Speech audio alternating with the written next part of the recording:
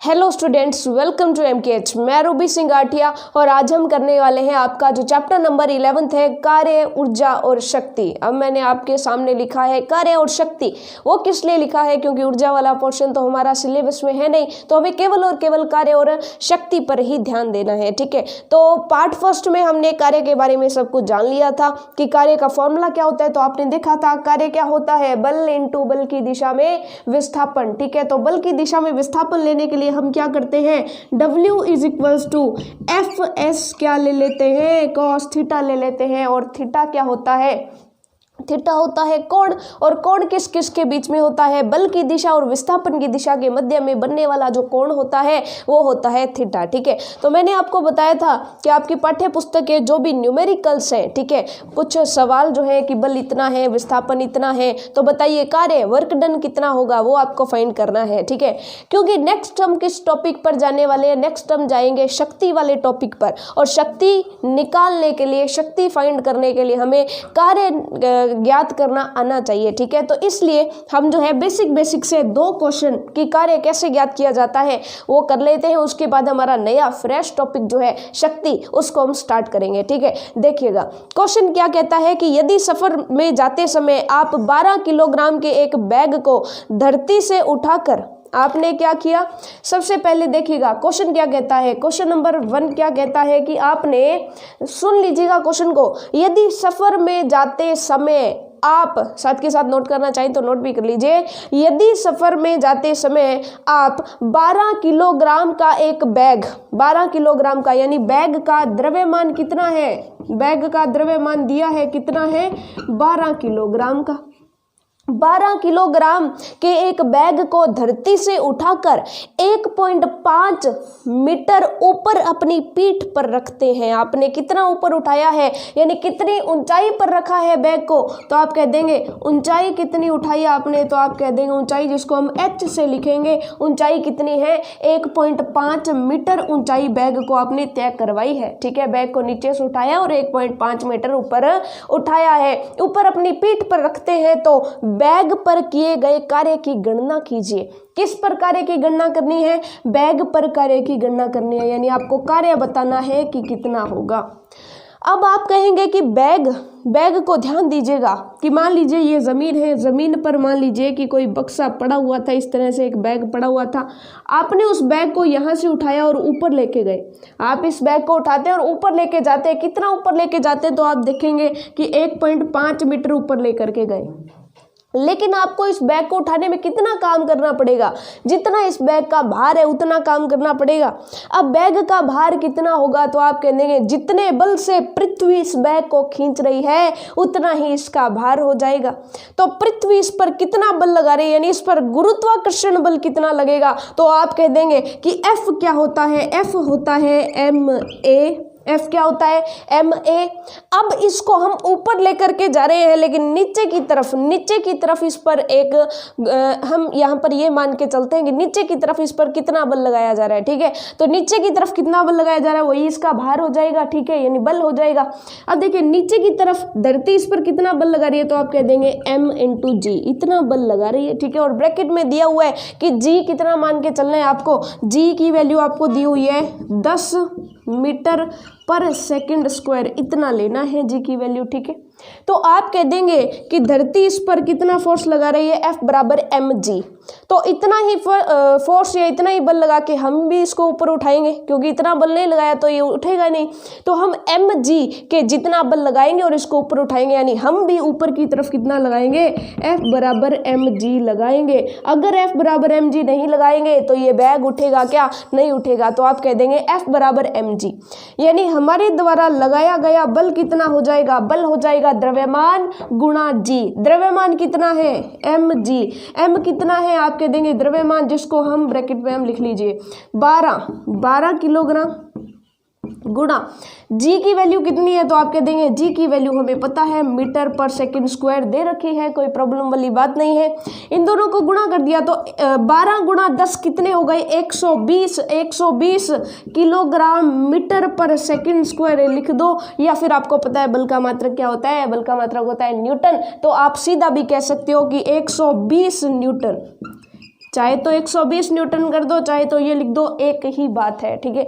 तो बल तो आ गया इतना, लेकिन कार्य निकालना है हमें तो किया गया कार्य फाइंड करना है। अब आपको पता है कि किया गया कार्य क्या होता है, तो आप कह देंगे कार्य बराबर बल इंटू विस्थापन, बल इंटू बल की दिशा में किया गया विस्थापन। अब सिंपल सी बात है कि ऊपर ही तो बल लगाया जा रहा है, ऊपर ही बल लगाया जा रहा है और ऊपर की ही तरफ वस्तु जा रही है, तो इन दोनों के बीच में कोई थीटा बनेगा? नहीं बनेगा। तो यहाँ पे ध्यान दीजिएगा, इन दोनों के बीच में थीटा कितना है? 0 डिग्री थीटा है। कितना है? 0 डिग्री। अब देखिएगा वर्क डन क्या होता है? एफ एस कोस थीटा होता है कि नहीं होता? होता है कोस। अब देखिएगा थीटा 0 है तो कोस 0 डिग्री कितना होगा? आप कह देंगे कोस 0 डिग्री 1 होता है, यानी कि वर्क डन किया गया कार्य क्या हो जाएगा? एफ इंटू एस हो जाएगा, या सीधा एफ एस लिख दो, ठीक है, एफ एस, ठीक है। अब बल का मान लिख दो और विस्थापन का मान लिख दो। बल कितना है? 120 न्यूटन, तो कह दो 120 न्यूटन का बल लगाया है, और विस्थापित कितना किया है? तो आप कह देंगे 1.5 मीटर विस्थापित किया है। ये पॉइंट को उड़ाते हैं, नीचे 10 लगाते हैं, इस 10 से ये 0 कैंसिल हो गई। अब 12 और 15 को गुणा करके आप लिख सकते हो कि यहाँ पर कितना होगा। तो आप जैसे ही 12 और 15 को गुणा करेंगे तो यहाँ पर आपके पास जो वैल्यू आएगी कितनी आएगी? और यह हो जाएगी 180, ठीक है। सो 180 न्यूटन मीटर कह दो, चाहे तो आप कह दो 180 जूल। तो 180 जूल जो है वो वर्क डन हो गया, है ना। सिंपल सा तरीका कि पहले बल निकाला, बल की वैल्यू यहाँ रख दी, कार्य की वैल्यू आ गई, कितनी आ गई? 180 जूल आ गई। एकदम सिंपल सा सवाल, समझ आया कि नहीं? तो इस तरह से आप किसी भी क्वेश्चन के अंदर किए गए कार्य की गणना कर सकते हो, ठीक है। ऐसे ही सेम टू सेम एक और क्वेश्चन देख लीजिए। यहाँ पर क्या क्वेश्चन लिखा गया है देखिएगा, बिल्कुल सिंपल क्वेश्चन है, ऐसा ही क्वेश्चन।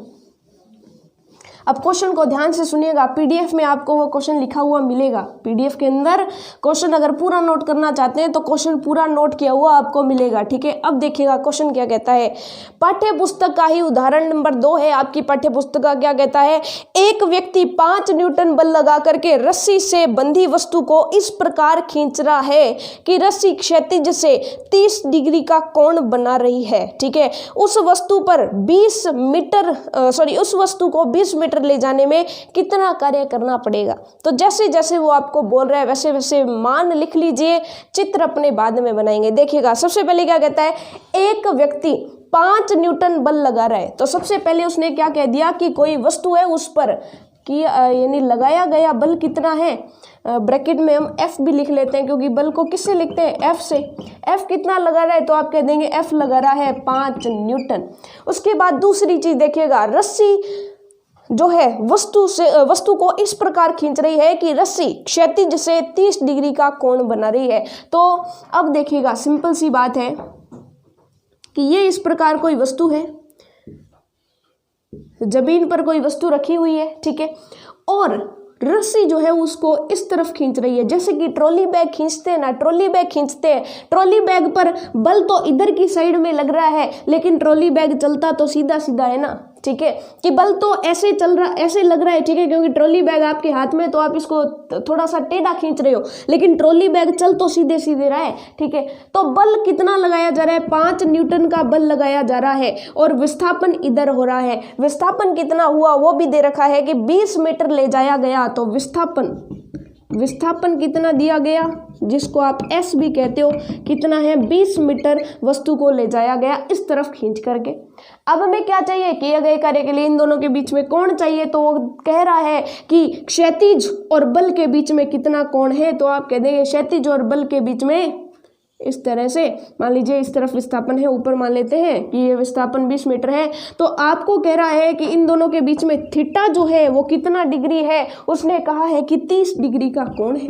तो आपको एफ दे दिया, एस दे दिया, थीटा दे दिया, तो किया गया कार्य निकालने में क्या प्रॉब्लम है? कोई भी तो प्रॉब्लम नहीं है। आप कह दोगे कि वर्क डन, जिसको आप किया गया कार्य बोलते हो, क्या होता है? F S cos theta.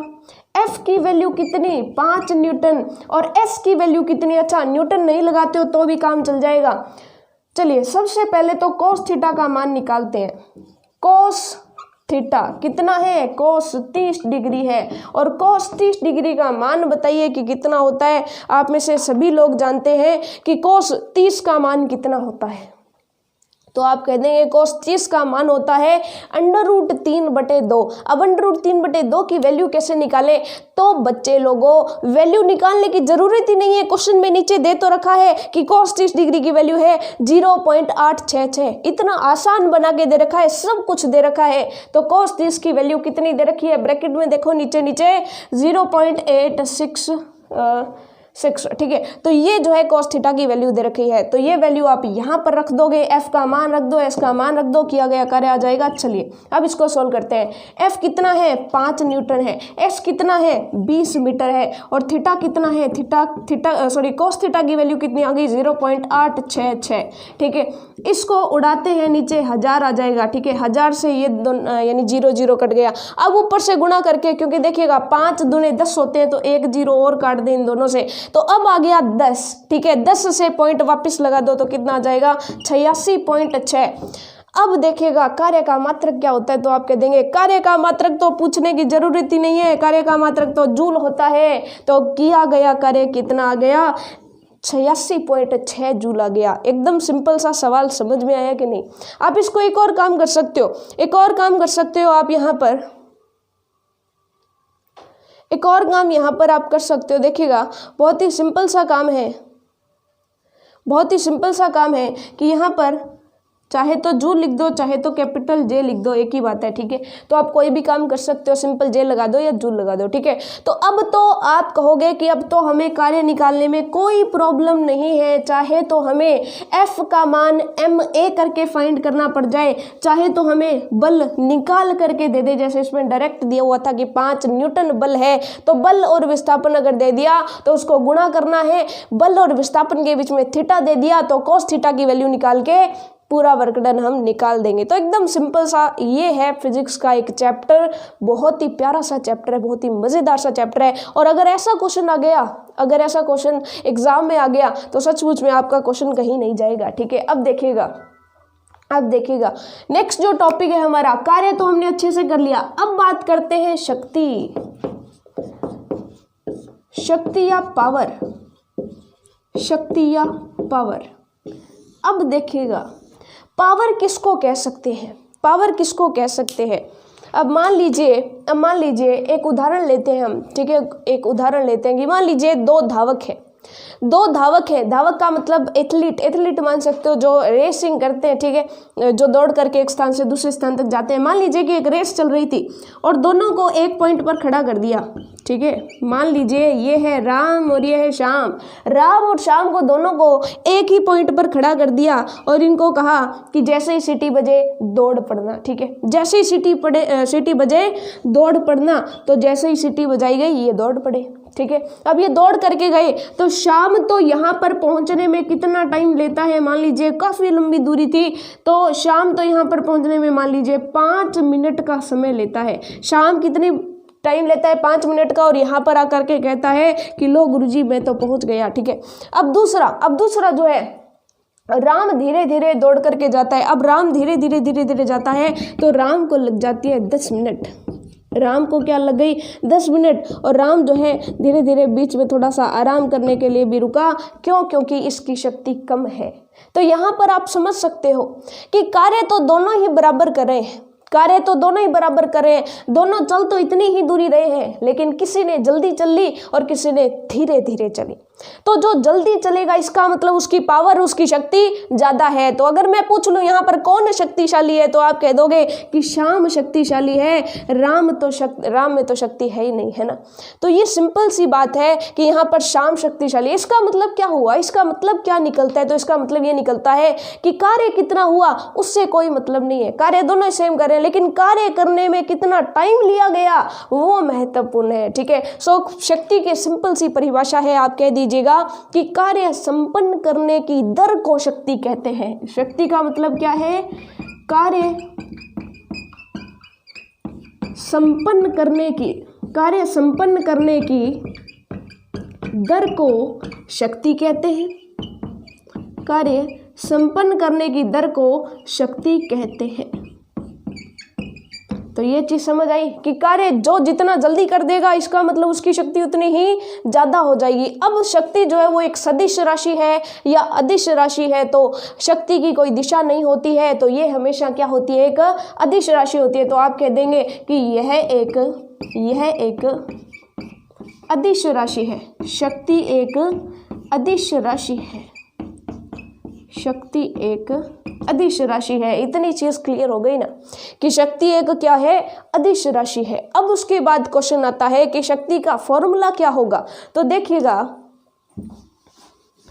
शक्ति अगर पूछ ले तो गणितीय परिभाषा क्या होगी। गणितीय परिभाषा ये कहती है कि इकाई समय में किया गया कार्य, क्या इकाई समय में या एकांक समय में, कुछ भी कह सकते हो, इकाई समय में किया गया कार्य, इकाई समय में किया गया कार्य क्या कहलाता है। तो आप कह देंगे शक्ति कहलाता है, शक्ति कहलाता है। तो अब देखिएगा, मान लीजिए कि कोई वस्तु t समय में कोई वस्तु t समय में कार्य करती है, t समय में कार्य करती है, कितना, मान लीजिए w कार्य करती है।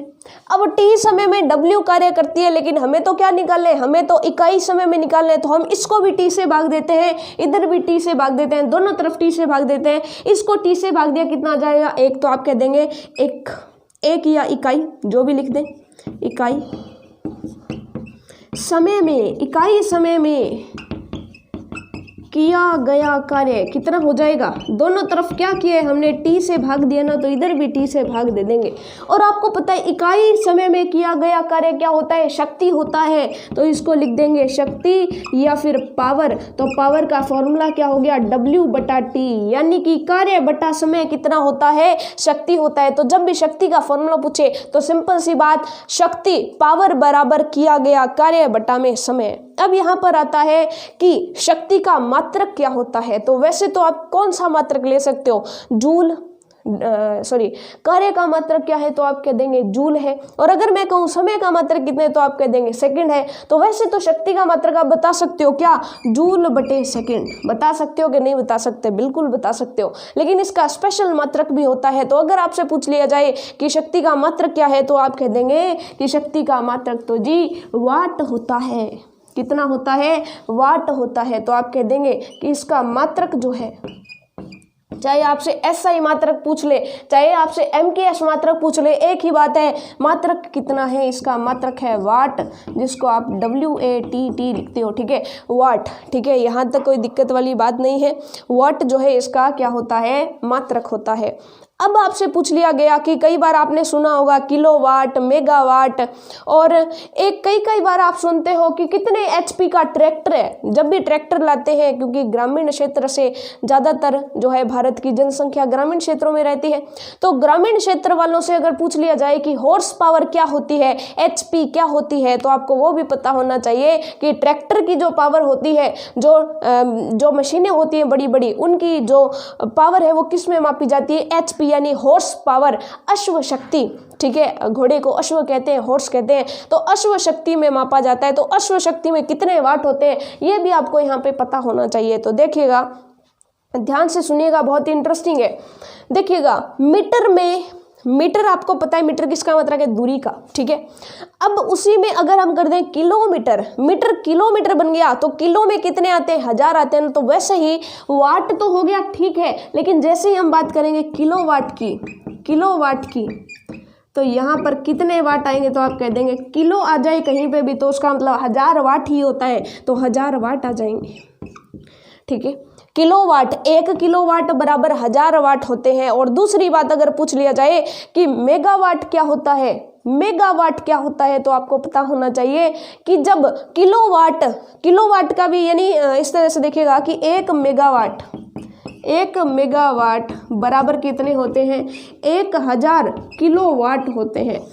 मेगावाट कितना होता है, 1000 किलोवाट होते हैं। और अगर आपसे पूछ लिया जाए कि अश्व शक्ति, हॉर्स पावर कितनी होती है, 1 HP, चाहे तो आपसे क्या पूछ लिया जाए, HP पूछ लिया जाए, स्मॉल h और कैपिटल P, ठीक है, स्मॉल h और कैपिटल P, चाहे तो हॉर्स पावर पूछ ले, चाहे तो आपसे अश्व शक्ति पूछ ले कि एक अश्व शक्ति में कितने वाट होते हैं, तो आपको पता होना चाहिए कि एक अश्व शक्ति के अंदर 746 वोट होते हैं। कितने वोट होते हैं? 746 वाट होते हैं। तो इस चीज को ध्यान रखिएगा कि जब भी हॉर्स पावर में ट्रैक्टर की शक्ति मापते हैं तो उसमें एक अश्व शक्ति का मतलब होता है, एक हॉर्स पावर का मतलब होता है 746 वोट। ठीक है, एक मेगावाट कितने हो गए? 1000 किलोवाट। अगर किलोवाट में तो बता दिया, वाट में बताना हो तो क्या करेंगे? वाट में 10 की घात 6 जीरो आ जाएंगे, इतने वाट आएंगे। ठीक है, तो ये हो गई किलोवाट पूछ ले, मेगावाट पूछ ले, अश्व शक्ति पूछ ले, और वाट तो शक्ति का मात्रक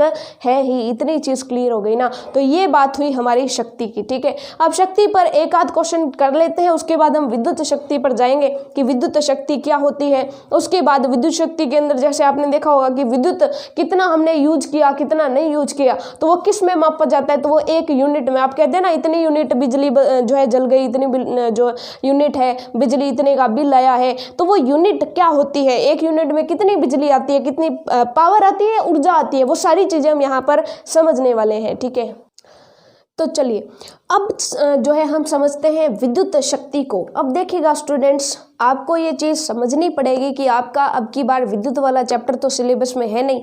तो विद्युत वाला चैप्टर सिलेबस में है नहीं तो आप विद्युत के बारे में ज़्यादा कुछ नहीं जानते हो। ठीक है, अब आपने जब ज़्यादा कुछ नहीं जाना है तो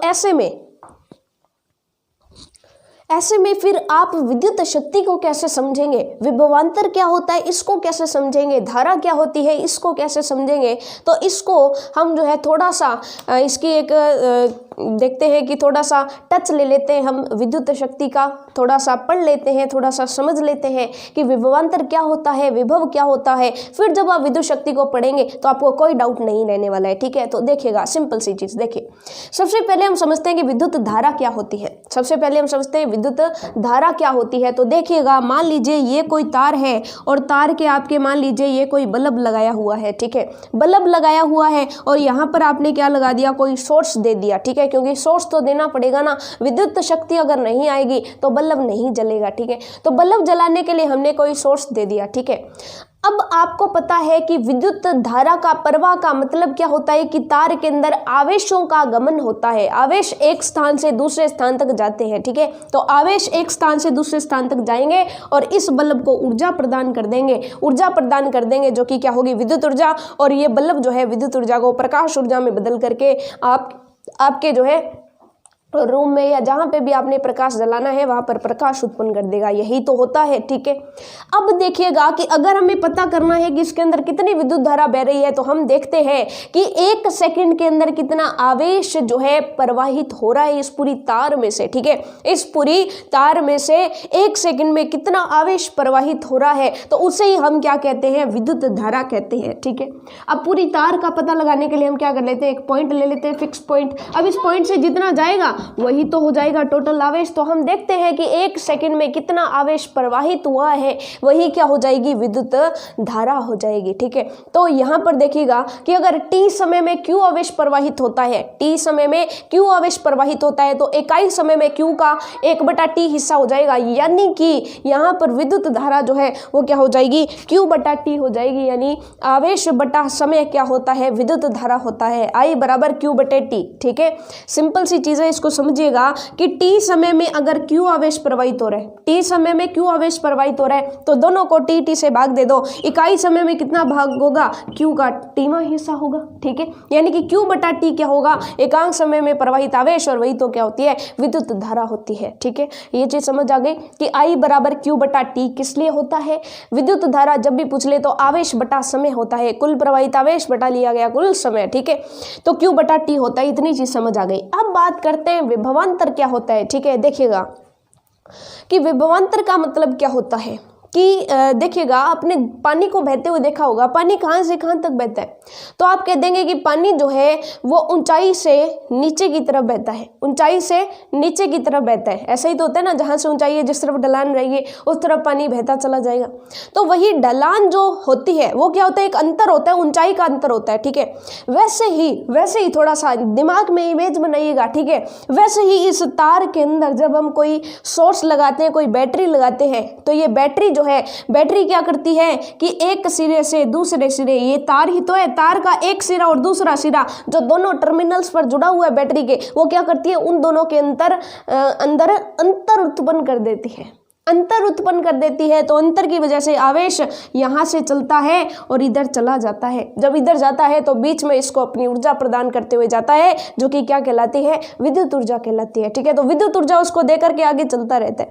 तो इस तरह का जो अंतर होता है, यानी दो बिंदुओं के बीच का जो विभव का अंतर होता है, उसे ही क्या कहते हैं, विभवांतर कहते हैं। इतनी चीज समझ आ गई। अब विभवों का अंतर, मैंने बोला विभवांतर होता है, तो विभव क्या होता है, विभवों का अंतर विभवांतर होता है। तो विभव क्या होता है, ध्यान दीजिएगा। विभव का मतलब है कि आवेशित कोई स्थान है, मान लीजिए कोई एक ऐसा स्थान है, कोई ऐसा मान लीजिए कि विद्युत क्षेत्र है, ये कोई विद्युत क्षेत्र है, ये कोई विद्युत क्षेत्र है। ठीक है, आप अनंत से पता नहीं कहां से, कहीं से भी एक आवेश को यहाँ पर लेके आ रहे हो, क्यों आवेश को यहाँ पर लेके आ रहे हो, लेकिन क्यों आवेश को नहीं, आपको किसको लाना है, इकाई आवेश को। इकाई आवेश को इस बिंदु तक लाने के लिए जितना कार्य करना पड़ेगा वही क्या होगा, आपका विभव होगा।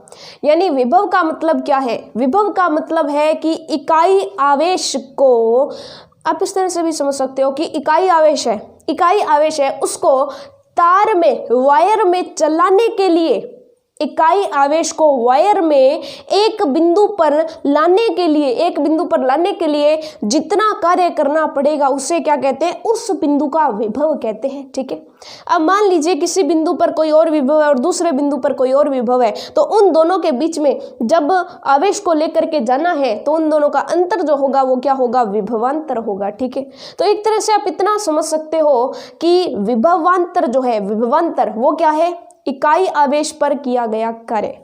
फाइनल नहीं समझ आया तो इतना समझ लो कि V क्या है, V है किया गया कार्य, V क्या है, किया गया कार्य। नहीं समझ आ रहा तो इतनी बात समझ लो, क्योंकि विद्युत वाला चैप्टर नहीं है तो आपको डेफिनेटली मान के चल सकते हैं कि आपको सचमुच में नहीं समझ आया होगा। क्यों नहीं समझ आया, क्योंकि हमने उसको अच्छे से पढ़ा ही नहीं। ठीक है, अब देखिएगा विभवांतर क्या होता है, किया गया कार्य होता है। किया गया कार्य किस पर, ध्यान दीजिएगा, एकांक आवेश पर, इकाई आवेश पर, एक कूलाम आवेश पर, इकाई आवेश पर किया गया कार्य कितना है, V है। ठीक है, तो मान लीजिए कि एक टॉफी को लाने के लिए 20 रुपए लगे हैं, तो Q टॉफियां लाने के लिए कितने रुपए लगेंगे, V को Q से गुणा कर देना। वैसे ही है कि मान लीजिए एक टॉफी पर 2 रुपए लगते हैं, तो Q टॉफियों पर कितने लगेंगे, 2 गुणा Q लिख दें। ठीक है, तो देखिएगा एक आवेश पर जब V कार्य हो रहा है तो Q आवेशों पर कितना काम होगा, तो आप कह देंगे Q गुणा V, क्योंकि एक पर इतना है और आवेशों की संख्या कितनी है, Q है, तो आप कह देंगे कि Q आवेश पर किया गया टोटल कार्य कितना हो जाएगा, QV। तो हमने QV किसकी जगह रख दिया, टोटल कार्य की जगह रख दिया, और बटा में रख दिया समय, और कार्य बटा समय क्या होती है, शक्ति। तो शक्ति का मात्रक बन गया VQ इंटू T। इतनी चीज क्लियर हो गई क्या, इसको नोट डाल के लिख लो कि विभवांतर या V जो है वो क्या होता है, किया गया कार्य किस पर, एकांक आवेश पर। जब एक आवेश पर V कार्य हो रहा है, एक आवेश पर उसको तार के एक बिंदु से दूसरे बिंदु तक लाने के लिए जब V कार्य किया जा रहा है, तो Q आवेशों पर कितना काम होगा, V को Q से गुणा कर देंगे, यानी VQ कार्य होगा। ठीक है, अब शक्ति क्या होती है, कार्य बटा समय। कार्य की जगह VQ लिख दिया, बटा में समय लिख दिया, और हम अभी तो ये पढ़ के आए हैं कि Q बटा T क्या होता है, विद्युत धारा होती है। इस Q बटा T को हम क्या बना देते हैं, I बना देते हैं। ये V साथ में पड़ा है तो ये क्या बन जाएगा, VI। तो आज के बाद कोई भी आपसे विद्युत शक्ति का मान पूछ ले, वैल्यू पूछ ले, तो आप कह दोगे P बराबर VI। ठीक है, इतनी चीज क्लियर हो गई। अब आप कहेंगे डेफिनेशन तो पढ़ी ही नहीं, तो डेफिनेशन और देख लीजिए कि विद्युत शक्ति क्या होती है। सिंपल सी चीज है कि विद्युत परिपथ में विद्युत ऊर्जा के स्थानांतरण की दर को विद्युत शक्ति कहते हैं। एक और काम आप कर सकते हो कि मान लीजिए कि यदि Q कूलाम आवेश है। क्यों कूलाम? टोटल आवेश है। टी सेकंड लगते हैं उसको, और वी वोल्ट के विभवांतर से अगर वो गुजरता है तो उसके द्वारा किया गया कार्य कितना होगा? P बराबर VI होगा। ये चीज़ समझ आ गई। इस चीज़ को अच्छे से नोट कर लीजिएगा और एक बार वीडियो को रिमाइंड करके ज़रूर देख लीजिएगा, तब ये जो बात है वो पूरी की पूरी दिमाग में बैठ जाएगी। तो विद्युत शक्ति आपको समझ आ गई, ठीक है। अब हर एक आप अगर कोई बल्ब भी लाते हो तो पूछते हो ना ये कितने वाट का बल्ब है, तो वो क्या होती है? उस बल्ब की शक्ति होती है। उस बल्ब की शक्ति होती है कि उस बल्ब को चलाने के लिए कितनी शक्ति हमें लगानी पड़ेगी, यानी कितनी विद्युत शक्ति लगानी पड़ेगी। अगर कोई बल्ब बड़ा है यानी ज़्यादा वाट का है, इसका मतलब उसमें ज़्यादा विद्युत की ज़रूरत है, ज़्यादा विद्युत शक्ति चाहिए होगी। और अगर कम वाट का है तो उसमें कम विद्युत शक्ति चाहिए होगी। तो वो क्या होती है? वाट में जो वो आप मापते हो, 100 वाट का बल्ब है, 25 वाट का बल्ब, आजकल तो LEDs आ रही है 25 वाट की, इस तरह से और भी बहुत वाट आते हैं, ठीक है, 16 वाट की, जो भी है, ठीक है, आगे पीछे थोड़ा हो सकता है। देखिए कितने कितने वाट की आती है, तो वो क्या होती है? वो विद्युत शक्ति ही होती है, ठीक है। अब बात करते हैं कि आप जो मापते हो, आपके घर में जो विद्युत आती है उसको आप यूनिट में मापते हो। किस में मापते हो? यूनिट में मापते हो। तो एक यूनिट जो होती है वो विद्युत शक्ति होती है या विद्युत ऊर्जा होती है? तो मैं आपको बता दूं कि आप वहां पर विद्युत ऊर्जा को मापते हो। विद्युत ऊर्जा को मापते हो कि कितनी ऊर्जा नष्ट हुई है। देखिएगा आप वहां पर क्या मापते हो? विद्युत ऊर्जा। तो विद्युत ऊर्जा को हम कैसे मापते हैं कि टोटल कितना कार्य हुआ है, यही क्या होती है? ऊर्जा। टोटल कार्य कितना हुआ, यही क्या होती है? ऊर्जा। ऊर्जा का भी मात्रक जूल है, कार्य का भी मात्रक जूल है, क्योंकि कार्य हम कहते हैं इतना काम करने में कितना कार्य हुआ, ये तो ठीक है। लेकिन टोटल काम करने में देखिएगा कि आपके घर में कितने सारे उपकरण चलते हैं, सभी उपकरणों में जितने कार्य किया जाएगा, जितनी ऊर्जा नष्ट होगी वो क्या कहलाएगी? वो हो जाएगी विद्युत ऊर्जा, ठीक है। अब ऊर्जा और कार्य सीमित होता है, जितना कार्य करोगे उतनी तो ऊर्जा नष्ट हो गई। समझ में आ गई कि स्टेमिना उतना ही तो नष्ट हो रहा है जितना कार्य कर रहे हो, तो वहां पर विद्युत ऊर्जा और टोटल कार्य सेम ही हो जाएगा, ठीक है। तो विद्युत ऊर्जा को हम किस में मापते हैं? यूनिट में मापते हैं। किस में मापते हैं? यूनिट में मापते हैं। और एक यूनिट का मतलब क्या होता है?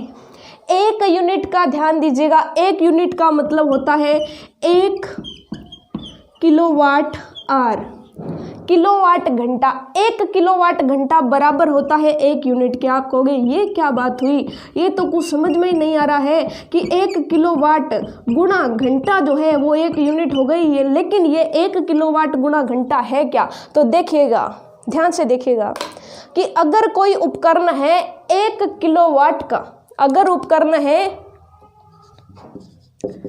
यदि कोई 1 किलोवाट का विद्युत साधित्र, ये विद्युत उपकरण भी कह सकते हो, कोई भी विद्युत उपकरण, ठीक है। यदि कोई 1 किलोवाट का विद्युत उपकरण 1 घंटे तक, कितने समय तक? 1 घंटे तक, अगर कोई 1 किलोवाट का विद्युत उपकरण 1 घंटे में जितनी विद्युत ऊर्जा का उपयोग करता है, विद्युत ऊर्जा का उपयोग करता है,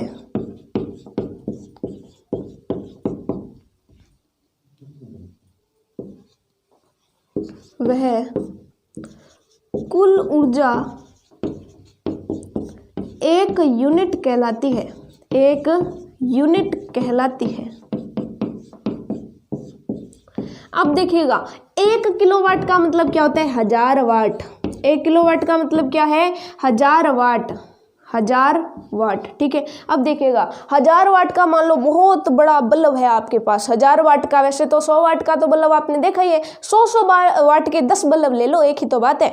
मान लीजिए कि 100 वाट के 10 बल्ब जला रहे हो और 100 वाट के 10 बल्ब 1 घंटे तक आप जला करके रखते हो, तो जितनी बिजली का उन्होंने उपयोग किया, जितनी विद्युत ऊर्जा का उपयोग किया, वो क्या कहलाएगी? वो 1 यूनिट कहलाएगी। समझ में आया कि नहीं? यानी 1 यूनिट का मतलब क्या होता है कि 1000 वाट का बल्ब कितनी देर तक चलना चाहिए?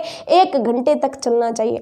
अगर हमसे पूछ ले कि एक यूनिट जो है वो जूल में कितनी होती है, क्योंकि ऊर्जा क्या है, टोटल किया गया कार्य, और कार्य का मात्रक क्या होता है, जूल होता है। तो आपको बताना है कि एक यूनिट में कितने जूल होते हैं। तो सिंपल सी फिलॉसफी है, देखना हम क्या करेंगे देखिएगा जूल कैसे आता है, थोड़ा सा देखिएगा, समझने वाली चीज़ है, क्योंकि ये जो है फिजिक्स का चैप्टर है, और फिजिक्स जो होती है, भौतिक विज्ञान जो होती है, वो समझ पर ही आधारित होती है, ठीक है। थोड़ी सी मैथ आनी चाहिए और थोड़ा सा दिमाग चलना चाहिए, बस फिर ये जो आपका चैप्टर है वो हो जाएगा। देखिएगा हमने क्या पढ़ा था, शक्ति हमने पढ़ा था कार्य बटा समय, शक्ति क्या पढ़ा था, कार्य बटा समय। अब बताइए शक्ति का मात्रक क्या होता है, तो आप कह देंगे शक्ति का मात्रक होता है वाट।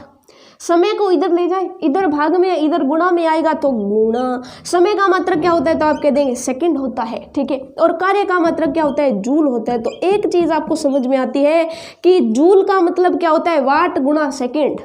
तो एक जूल का मतलब क्या है, एक वाट का बल्ब एक सेकंड तक चलेगा तो कितनी ऊर्जा हो जाएगी, एक जूल। लेकिन हमारे पास तो कितनी ऊर्जा है, हमारे पास तो एक यूनिट यानी कि 1 किलोवाट गुणा घंटा है। तो हम किलोवाट घंटा को अगर वाट और सेकंड में चेंज कर ले तो उसको हम जूल लिख सकते हैं या नहीं लिख सकते, बताइएगा कि जूल वाट गुणा सेकंड होता है, तो हम क्या किलोवाट गुणा घंटा को जूल में लिख सकते हैं या नहीं लिख सकते, तो आप कह देंगे बिल्कुल लिख सकते हैं। तो देखिएगा काम क्या करना है, काम सिर्फ इतना करना है कि किलोवाट को बदलना है वाट में। तो आपको पता है किलोवाट में कितने वाट होते हैं, आप कह देंगे 1 किलोवाट में 1000 वाट होते हैं। तो आप यहाँ पर लिख दीजिए ना कि 1 किलोवाट में कितने वाट, 1000 वाट हो गए, ठीक है। गुणा घंटे को अगर मिनट में बदलना है तो 1 घंटे में कितने मिनट हो गए, 60 मिनट हो गए। और अगर मिनट को सेकंड में बदलना है तो 1 मिनट में कितने हो गए, 60 सेकंड हो गए। यानी कि आप ये भी कह सकते हो कि 1 घंटे में 3600 सेकंड होते हैं। कहते हैं कि नहीं कहते, बिल्कुल कह सकते हैं।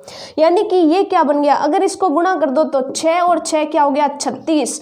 36 गुणा 10 की घात कितनी आ रही है, 1 2 3 4 5, तो 10 की घात 5 आ गई। 36 गुणा 10 की घात 5। इसको एक और काम कर सकते हो कि इसको पॉइंट यहाँ पे यानी कि इसको 10 से भाग दे दो और 10 से गुणा कर दो, तो ये क्या हो जाएगा, ये हो जाएगा 3.6 गुणा 10 की घात 6। अब ये ज़्यादा बढ़िया लग रहा है ना, 3.6 गुणा 10 की घात 6 जो है कितना आ गया, 1 किलोवाट घंटा बराबर इतने वाट गुणा सेकंड आ गया। और वाट गुणा सेकंड को आप जूल लिख सकते हो, तो आप कह दोगे 3.6 गुणा 10 की घात 6 जूल। यानी कि एक यूनिट जो आप लेकर के चले थे, एक यूनिट जिसको आपने क्या बोला था, जिसको आपने 1 किलोवाट गुणा घंटा बोला था, वो कितने जूल के बराबर होता है, 3.6 गुणा 10 की घात 6 जूल के बराबर होता है। तो अगर आपसे पूछ ले कि एक यूनिट में कितने जूल होते हैं, तो आप फटाक से आंसर दे दोगे कि 3.6 गुणा 10 की घात 6 जूल एक यूनिट में होते हैं।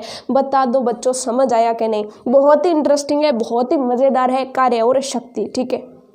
तो देखिएगा आपके सामने एक शक्ति का क्वेश्चन है, ठीक है। शक्ति से रिलेटेड एक क्वेश्चन कर लेते हैं बस, ठीक है। एक क्वेश्चन करते ही आपको पता चल जाएगा कि शक्ति की जो गणना है वो कैसे की जाती है, ठीक है। बहुत ही सिंपल होती है शक्ति की गणना करनी, ठीक है। आप जानते हैं कि शक्ति क्या होता है, कार्य बटा समय, ठीक है। P = क्या होता है, W/T होता है, आप सभी जानते हैं। तो आप कह देंगे कि जब भी हमें शक्ति फाइंड करनी है तो हमें किस चीज़ का पता लगाना है, एक तो किए गए कार्य का, और दूसरा हमें कि कितना समय लगा है उस चीज़ का हमें यहाँ पर पता लगाना होता है, ठीक है। तो ये देखिएगा सबसे पहले आपको समय दिया गया है, क्वेश्चन को पढ़िए।